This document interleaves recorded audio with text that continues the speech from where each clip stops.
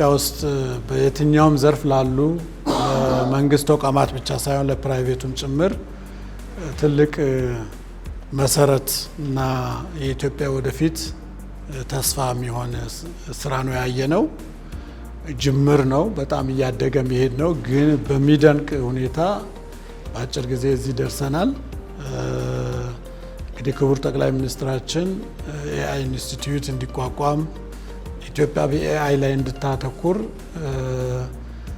ከሁሉም በላይ ካለፉት ሀገራችን ባለፉት ዘመናት ትውልዶች ወደ ኋላ የቀሩበትን ነገር የሚያካክስ ስራ መጀመር አለብን ተብሎ ተጀምሮ ከሀሳብ ወደ ተግባር ወደሚጨበጥ ውጤት መሸጋገር ያስቻለ ስራ ነው እያየን ያለ ነው። በጣም በሚደንቅ አኳኋን ለሁላችንም ትምህርት በሚሆን መንገድ ስራዎች እየተሰሩ ነው ያሉት።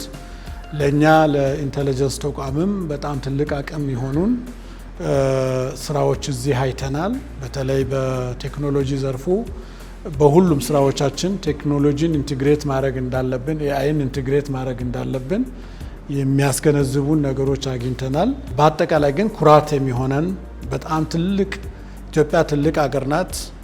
የመበልጸግ ራዕይ ያላት፣ ያንን ማሳካት በተግባር ማሳካት እንደሚቻል ዛሬ በእውነት በጣም በተስፋ እንድናይ የረዳንን እውቀት የገበየንበት ነው።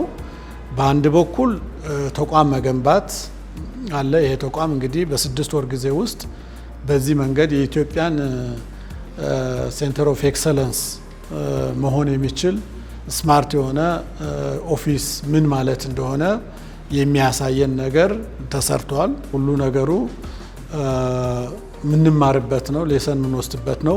ፍጥነት አለ፣ ጥራት አለ እና ደግሞ የቴክኖሎጂ አቅም ግንባታው ደግሞ በምን ያህል ፍጥነትም እየሄደ እንደሆነ የተረዳንበት ነው።